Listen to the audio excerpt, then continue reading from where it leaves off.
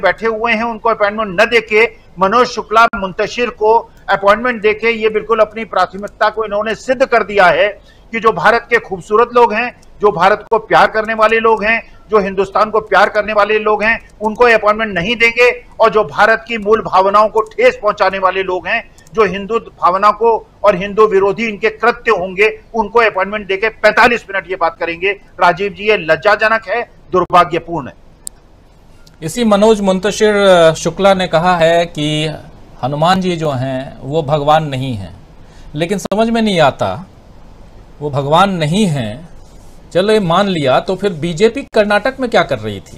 ये बजरंगबली का नाम लेकर के कर्नाटक में कर क्या रही थी जरा, क्योंकि चूंकि मनोज शुक्ला मुंतशिर और बीजेपी का बहुत बड़ा बहुत मजबूत गठजोड़ है, इसलिए भी क्योंकि इस फिल्म में बीजेपी के तमाम मुख्यमंत्रियों को थैंक्स कहा गया है इस फिल्म में शुरुआत में, और अच्छे से बताएंगे धनंजय जी, चूंकि खुद राइटर हैं और कई फिल्मों के स्क्रिप्ट राइटिंग कर चुके हैं, इसलिए भी उनके पास आएंगे तो और भी बताएंगे। लेकिन आना चाहता हूं प्रशांत टंडन जी आपके पास, ये भगवान हैं नहीं हैं, चलिए उससे इधर दूसरी बात जो हम कर रहे हैं, अगर आप चाहें तो इस पे अपना विचार रख सकते हैं। दूसरी बात, आखिर बीजेपी को इतनी परेशानी क्यों है? विपक्षी एकता बने ना बने उसको क्या परेशानी है?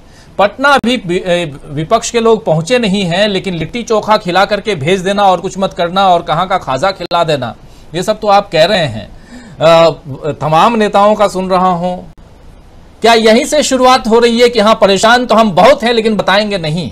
आपके चेहरे पे झलक रहा है कि आप बहुत परेशान हैं, आपको अपनी हार दिखाई दे रही है 2024 की, इसलिए आप परेशान हैं। क्या माना जाए?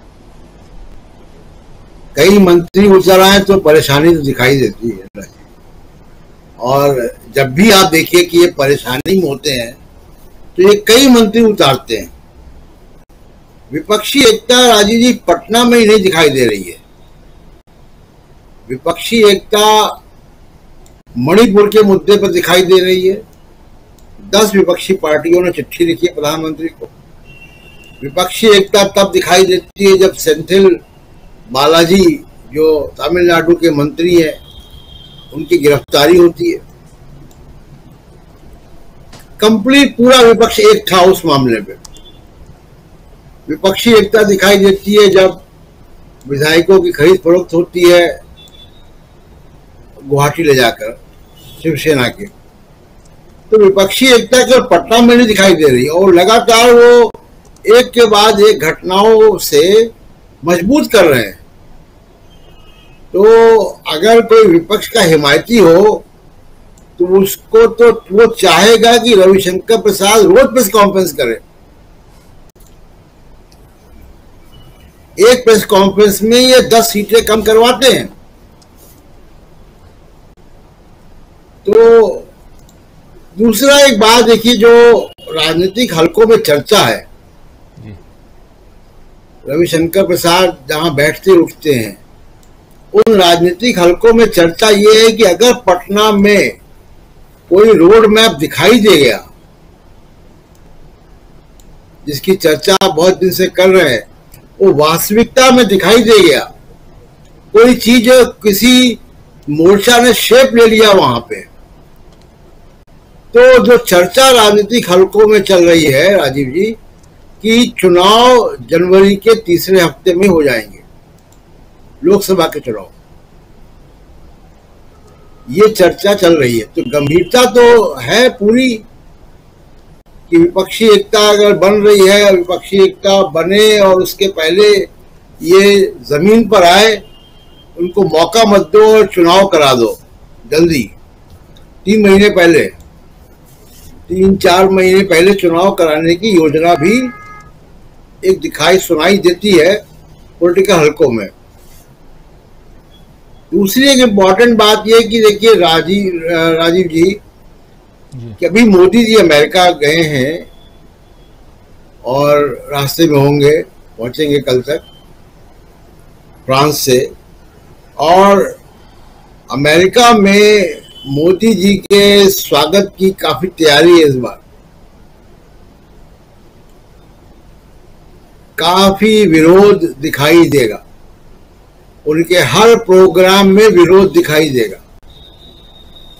और काफी उम्मीद है, कुछ जो अमेरिका में लोगों से बात हो रही है उससे मैं कह सकता हूं कि इस बार अमेरिका बावजूद इसके कि आप रक्षा सौदा कर रहे हैं, आप जनरल इलेक्ट्रिक से यहाँ पे हवाई जहाज का इंजन बनाने की तकनीकी ला रहे हैं, कुछ और जो है कॉमर्शियल समझौते आप करेंगे वहाँ पे, बावजूद इसके अमेरिका का एस्टेब्लिशमेंट, वहाँ का प्रशासन किसी न किसी ढंग से मानवाधिकारों के हनन का, प्रेस फ्रीडम का और लोकतंत्र का की हालत का यहाँ पे कहीं ना कहीं वो संज्ञान लेने जा रहा है पब्लिकली। इस बात की बहुत प्रबल संभावना है। वहां इस बार हाउडी मोदी की जगह हाउडी डेमोक्रेसी हो रहा है न्यूयॉर्क में। जिस दिन मोदी जी न्यूयॉर्क में होंगे वहां हाउडी डेमोक्रेसी हो रहा है। अमेरिका भर के सीनेटर्स और कांग्रेस के लोग, कांग्रेस मतलब वहां की लोकसभा के लोग, उसमें जा रहे हैं। तो विपक्षी एकता यहां से लेके अमेरिका तक बन रही है और ये तंग करेगी मोदी जी को बहुत। और दूसरा, रविशंकर प्रसाद जी जो कह रहे थे कि विपक्ष के पास नेता नहीं है, भाई आप ही का जो मदर ऑर्गेनाइजेशन है, जो बीजेपी की मां है आरएसएस, वो तो कह रहे हैं कि मोदी का मैजिक है नहीं, संपादकीय में कह रही है अपने। तो पहले उनसे तो पूछे जाके, नीतीश कुमार से तो बाद में पूछिएगा। तो मुश्किल यही है राजीव जी कि विपक्षी एकता ही केवल एकमात्र का है। और उस इंटरव्यू को आप देखना मत भूलिए इस ठीक कार्यक्रम है और उस इंटरव्यू को आप देखना मत भूलिए इस ठीक कार्यक्रम के बाद क्या कुछ होने जा रहा है। प्रधानमंत्री नरेंद्र मोदी की अमेरिका यात्रा के पैरेलली क्यों लोग कर रहे हैं उनका विरोध, इन तमाम सवालों का जवाब ठीक इस कार्यक्रम के बाद एक इंटरव्यू में आप देखेंगे। तो उस इंटरव्यू को भी जरूर देखिए। इस कार्यक्रम के बाद प्रशांत टंडन जी का इंटरव्यू है, उसको जरूर देखिएगा। लेकिन बढ़े हम आगे और आना चाहता हूं प्रोफेसर रविकांत जी आपके पास। रविकांत जी, क्या विपक्षी एक जैसा बता रहे हैं अभी प्रशांत टंडन जी कि अगर ये धरातल पर आ जाए, जो अब 2-3 दिन की बात है, उसके बाद बहुत सारी चीजें धीरे धीरे क्लियर होने लगेंगी। 3 महीने पहले चुनाव करवाना किसके हक में जा सकता है?